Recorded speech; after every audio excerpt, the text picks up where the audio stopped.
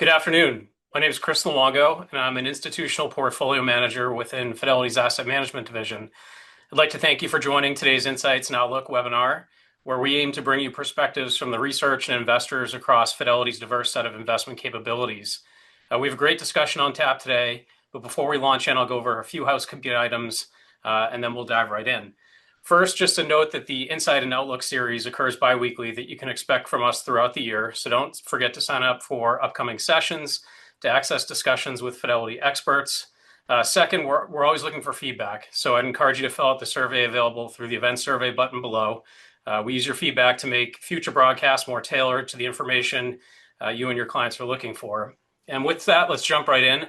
I'm joined today by Brett Sumsion, who's one of the portfolio managers on our suite of target date capabilities here at Fidelity.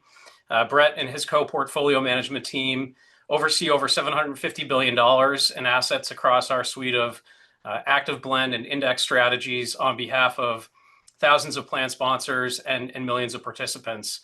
Brett's been a member of our target date team since 2014 after spending a decade at a prior asset manager. So he brings a wealth of experience, investment experience, insights into the capital markets and building multi-asset portfolios. So really excited for today's conversation. And Brett, thanks for joining us. Yeah, thank you, Chris. Excellent. So I thought maybe as a jumping off point, it's always helpful to give people a little bit of insight into the investment principles and philosophy that you approach managing the portfolios that you do across asset classes, specifically within the application of target date, which I think will help to set a good baseline for our discussion today. Yeah, sure. So maybe just to start, and level set, when you think about target date, we have to think about it as a lifetime solution. It's designed to be simple, cost-effective way for people to save and invest and consume in retirement. So our goal in that is to replace people's real purchasing power that they had during their working life in retirement.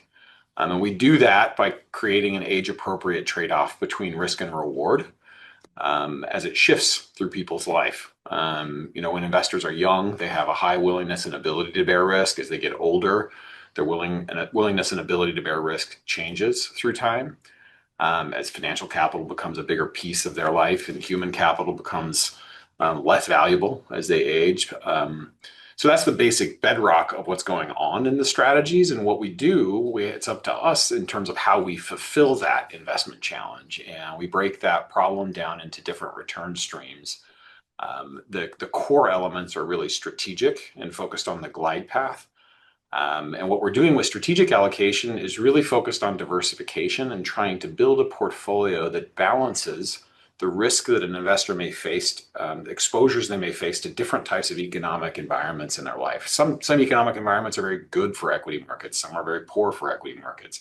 Some are really inflationary. Some are not so inflationary. And we're trying to create a balanced experience for investors throughout their life so that it can smooth the ride as they try to achieve that replacement of their income. And that forms kind of the bedrock of the strategy and is really focused on diversification. We further enhance that through active management, where we focus on active allocation and active security selection to complement strategic design. And it's a little different problem when we do security selection and we do active allocation. We're no longer looking to diversify. We're actually looking to take advantage of market mispricings or expectation gaps between what the market is discounting or believes it's going to happen and what our research would reveal we believe will happen. And so we target that, as I said, through security selection at a corporate level using Fidelity's broad capabilities in portfolio management and research at the security level. And then we also do it from an active allocation standpoint across asset classes.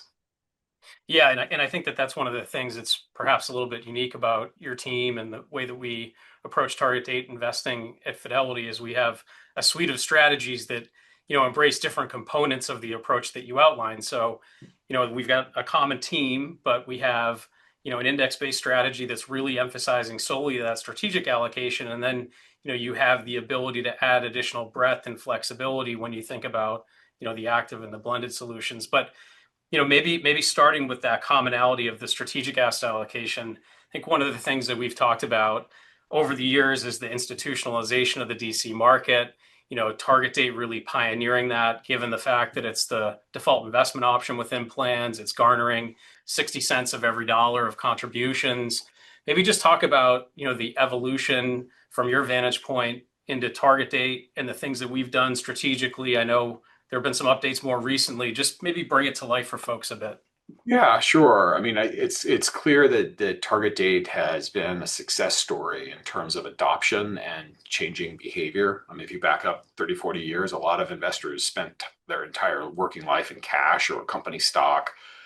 Target date has really altered that in the sense that giving people who want to have professional help an option to be able to invest in a diversified global portfolio at a reasonable cost. And so we've had that wave of mass adoption. And, I think that has been a remarkable success for investors. For us, the work is never done in terms of the ongoing impact we can have as we make investment decisions for those shareholders. And when we focus on strategic allocation, there's a lot of global themes that are percolating that are really impacting the way that we do asset allocation. And just to kind of back up a little bit, when you think about what influences asset prices generally, it's inflation and growth as broad buckets. And the market and asset classes are very sensitive to inflation and growth, and surprises to those things move the asset classes. And when we think about the global setup today, it's kind of interesting because, what's happened, if you back up to look at like the period around the GFC, prior to the GFC, we had significant debt in both the corporate sector and in the household sector. And if you look at that on a debt to GDP basis, within each of those segments, it was very high. We went through the GFC, and households and corporates were able to delever, and governments picked up the slack and relevered. And the setup today, which is really interesting, is that governments have high debt to GDP. And in those environments, our research is revealing that you end up with inflationary pressures. And it's not just a one-way trade on inflation. I want to emphasize that. It's not that inflation just is constantly high. It's that there's more volatility between inflation and deflation. And so when I think about what we've been doing strategically, it's been an admonition, or kind of a recognition, I should say, of that fact and that belief that we're going to have more inflation and deflationary episodes through time, and we need to diversify. And so if you look at recent changes we've made strategically to the glide path, they've all had that same theme, adding bonds and using them in unique ways to help protect against deflationary or growth shocks. And then, recently adding commodities post-retirement in order to help for some of those inflationary shocks. And so we're trying to balance those forces that we see as a secular driver of long-term asset payoffs, particularly post-retirement. And I think we're doing an admirable job of trying to balance that against what is really a high return need investors have in order to generate their long run outcomes. Yeah, post 2010s, you could basically draw a line on what CPI was, and that probably was a world that we lived in that we didn't appreciate how unrealistic maybe it was. And so Yeah. it's good to be getting ahead of it and trying to tackle some of these things strategically to know that environment can evolve. I feel like that's the best strategic asset allocation, is planning for different scenarios. Maybe shifting gears to some of the active management and the active asset allocation. I always think, we're in the first quarter of 26. Before we, talk about how things might play out moving forward, it's always good to get a review of what was, and, reflecting on maybe 2025, just, what you saw across asset classes in the capital markets, things that kind of stood out to you. And I think, that will segue nicely into some of the things that we can talk about on a go-forward basis. Yeah, sure. I mean, 2025 was an interesting year. I'll just flag a few things that I think jumped out to me. I mean, clearly the year started weak kind of into the Liberation Day period. And one of the things that we saw last year in that period that was, I think, surprised global investors was we had a period of time where the stocks, the bonds, and the FX of the United States were declining at the same time. And so this is not something we see in developed markets very often, and it's certainly not something you see in the United States. And it sort of created a little bit of balance, I guess, in the U.S. exceptionalism theme, and I think catalyzed a little bit of a rotation that we started to see later in the year in terms of a theme that we've had for a long time in the portfolio, which is sort of a weak dollar but pro-cyclical exposure. And so I think that was a bit of a surprise early in that April period.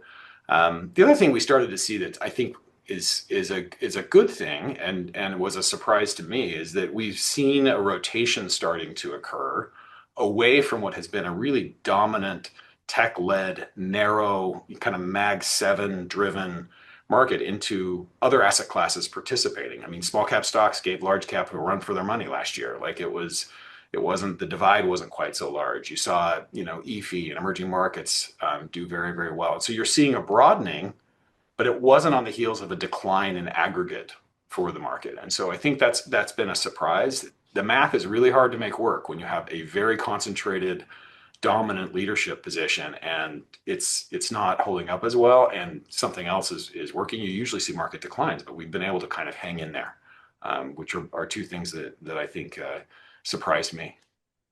Yeah, and so I mean, maybe digging into that a little bit deeper, as you mentioned, one of the expectation gaps that you've been seeking to exploit was the valuation disconnect between the U.S. and the rest of the world, and we've started to see some reversion there. If you had to try to isolate what some of the themes were that led to that, and whether you think that there's durability there, what would you highlight? Yeah, so I think we saw the optionality, of the valuation gap, meaning kind of the distance to our view of fair value for these assets was very wide. What we started to see is some catalysts around, kind of driving that repricing. Part of that is what I mentioned in terms of the U.S. exceptionalism theme being questioned a little bit, but really it's very fundamental internationally. You're seeing earnings revisions very strong in EFI and in emerging markets, outpacing the U.S. We've been talking all week about what's going on with margins, internationally, and it's pretty amazing. You look at, next 12-month margins in emerging markets are actually almost the same as the U.S., which if I told you that 2 years ago, you'd have been like, no way. And what's happening, and that's even on the heels of like the PE being compressed in some of those international markets. And so what you have is a scenario where there's people are really doubting and kind of climbing this wall of worry that international markets can continue this. We have our own, healthy dose of skepticism, but the distance from fair value is still very strong, and very large. And it feels like we have a catalyst where we have this rare moment where both trend and momentum is lining up with valuation.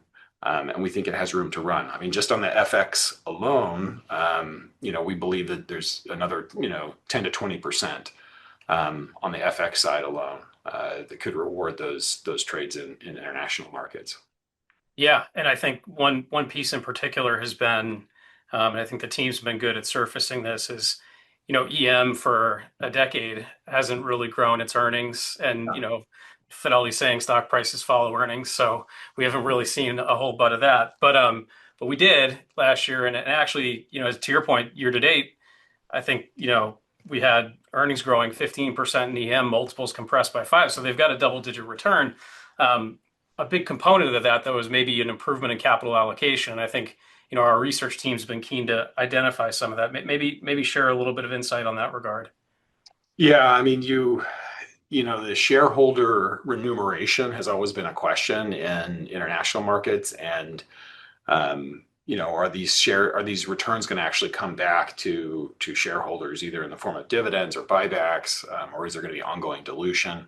We've noticed a slowing in those trends internationally, specifically in emerging markets where dilution has been a pretty significant issue, and I think that's helping support that.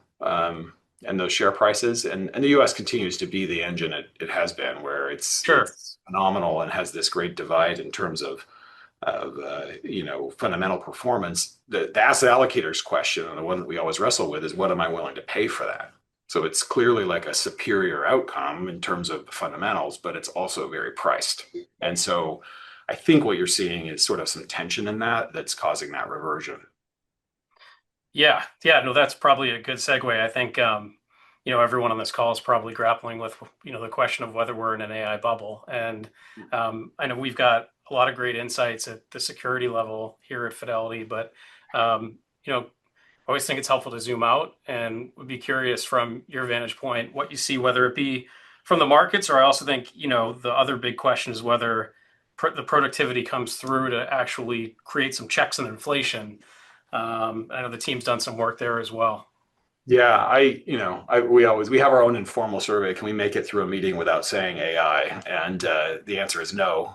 It's a dominant theme in security selection research meetings, in asset allocation meetings, and it's for obvious reasons. I mean, this is a pretty significant technological enhancement.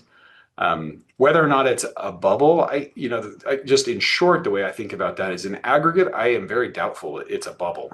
I think there were bubbles within it, meaning there will be winners and losers. Certainly, there will be a capital misallocation. Certainly, there will be a loan that isn't paid. Certainly, there will be problems along the way, but it is a pretty significant technological transformation. And our team has done a lot of work going back early in this to try and relate previous technological improvements and cycles to this current one. Even going back several hundred years and looking at different themes. So, like in the early 1800s, we had steel and railways. In the late 1800s, or excuse me, in the early 1800s, it was more like steam and railways. In the middle of the 1800s, it was steel and electricity. Automobiles came later, right? And then we had infotech since the 1970s. We've had these waves, and it's fairly consistent, the cycle that occurs. So the equity markets tend to lead the capex as it's being deployed. There are some winners and losers along the way, and productivity gains eventually come through with a lag. Looking back at these other innovations, the time horizons, 10 to 15 years it takes to come in. I'm taking the under on that myself because I think these are adjacent technologies.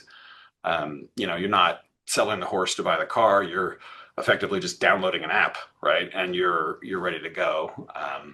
There's a couple of really interesting surveys our researchers have been pointing to, that I think are interesting. The Census Bureau asks businesses every few weeks the adoption rate, and then also asks them to make a forecast. That's running around 18% in aggregate across all businesses are claiming that they're using AI, large language models, and kind of a cluster of concepts there. It's even higher than that if it's large businesses. So businesses with more than 250 employees, it's I think in the high 30s now. And then there's another survey done by the St. Louis Fed, more for individuals, which is like 50% or so. And in my house, my informal survey of my 6 children is there's 100% adoption on their homework assignments. So like this is a wave, and I think we want to be careful how we attack it. And it's pretty magnificent to watch this Fidelity research machine tackle something like this. So at the security level, at the macro level, at the asset allocation level, we're all sort of entrenched in trying to gain an edge and learn about how this can impact us. And I think, another way I've kind of cut the problem, Chris, and we did this with some of our researchers here, is just to say like, how will profits look as a percent of GDP? So historically, from the 1930s until about 2019, profits as a percent of GDP ranged between 4 and 8%. So they sort of oscillated in that range. We've now pierced that and are running around a little over 9% on the measure I was looking at. Every scenario we can come up with in terms of the way AI could impact it pushes that profits as a percent of GDP up. And the thing I would say to the people on the call today is we've never really been there before. So it's hard for me to infer much about what it is. My own suspicion is it will be good for profits, but it will also ignite some of the populist and political pushbacks we've seen that may tamper that. So you may end up with a situation where you have better profits and lower multiples. Now that would shock people and say like, is this AI miracle going to drive the stock market higher? I think you have to have a pretty balanced view on that because there are other sources of uncertainty there. But definitely, in our own work, we're using it more and more, and I think it's here to stay. I don't consider it a bubble in aggregate. I think there'll be fits and starts, but I don't consider it to be a bubble. Yeah. Yeah, no, something to approach with a lot of humility.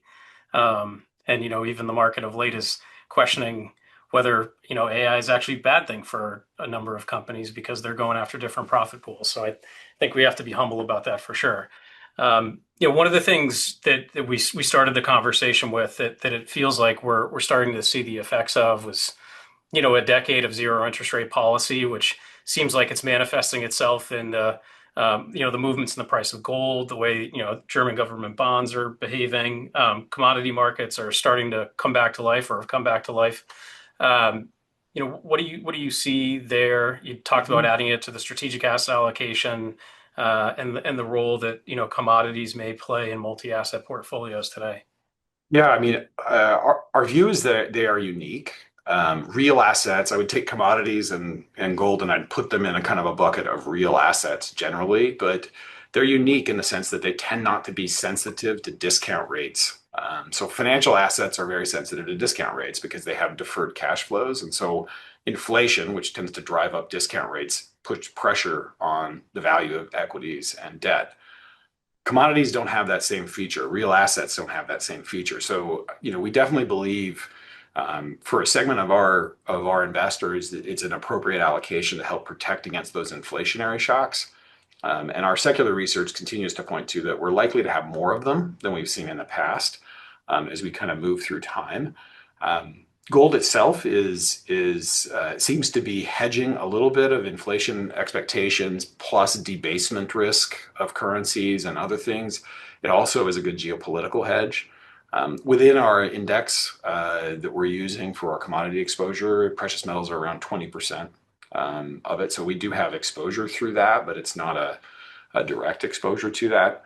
But in short, believe that this is an important part of a multi-asset portfolio over a long period of time.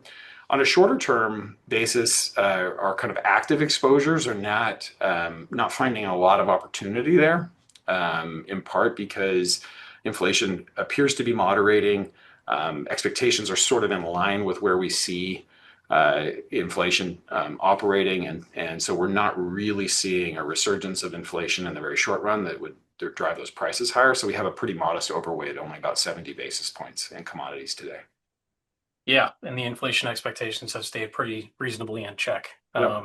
despite I think a lot of the emphasis on it. And maybe the counterpoint to that is, with what we had transpire in 2021 and 2022, investors increasingly think about the role of bonds in their portfolio, different degrees of duration, different sectors within, and maybe set a framework for the role that you see them playing in a strategic asset allocation, and how you think that the benefits that they may provide going forward.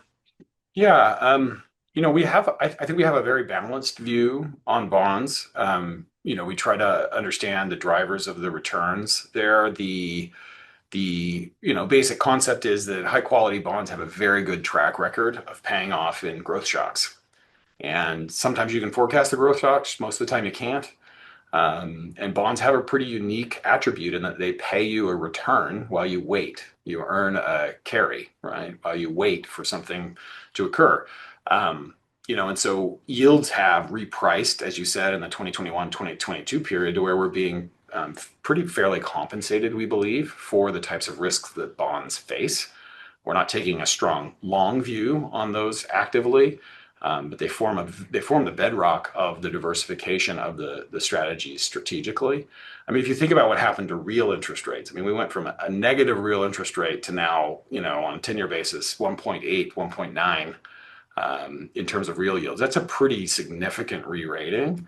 And if you believe the institutional arrangements are solid, meaning central banks are credible and that they will target their inflation or achieve their inflation targets eventually, I think that it's a reasonable place to allocate capital. It has a very important role in the portfolio. I mean, to flip the argument around, I have a hard time with very bearish bond arguments.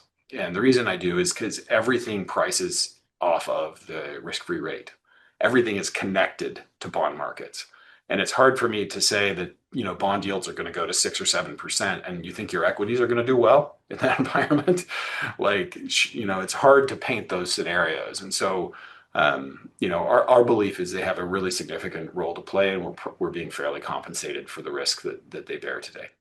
Yeah, I think it's an important reminder, and I think that we've seen them behave accordingly when the market is called into question.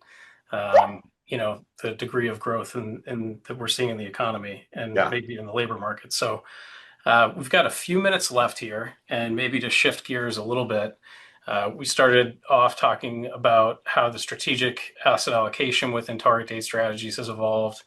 Anything else that you maybe want to highlight that as far as innovation, things that you think are going to become more impactful over time. I'm sure the audience is keenly interested into that purview to the extent that you can offer some insights. Yeah, I mean, I think as everyone knows on the call, the industry continues to evolve and innovate. We're very focused on our shareholders. We innovate when we think we can deliver a better outcome for them. An important thing to realize about what we do here is we're not building a product in target date, we're building a platform. So you'll notice that we have choice within our context, and our product model aligns with the different ideologies that we observe from institutions and investors. And so we have index funds for those that don't want active management and want inexpensive fees. We have active funds for those that believe in active management. The innovations that we've been spending the most time on are really around kind of what I think is exciting, kind of the melding together of some of the main benefits of DB plans and DC plans, where we're in market now with an offering that combines guaranteed income with the target date solution called Freedom Lifetime. And this product basically manages the allocation through someone's life in a way that allows us to create the option to buy longevity protection. So rather than self-insuring that longevity protection through investment returns, we've partnered with New York Life and Nationwide, two very strong insurers, to be able to deliver guaranteed income benefits as people move into retirement. It would be a portion of the allocation. And so an investor would have a portion of the allocation guaranteed income, and the remaining allocation would continue to be invested for a self-insured outcome. The objective as we built that product was really to create allocations or results that are similar to our non-insurance product. They won't be the same, but to try and create a similar outcome while providing a great option for investors who value that longevity protection. Excellent. Well, that's a great overview. I think we have a couple minutes left here, so I'll offer some closing remarks. But before doing that, obviously, thank you, Brett, for the time and your insights. I know they're very, very valuable. And for those who attended, thank you very much. If you're ready to continue the conversation and discuss additional resources, please reach out to your Fidelity representative. We hope the information presented was useful to you, and I encourage you to fill out the survey using the event survey button at the bottom of your screen.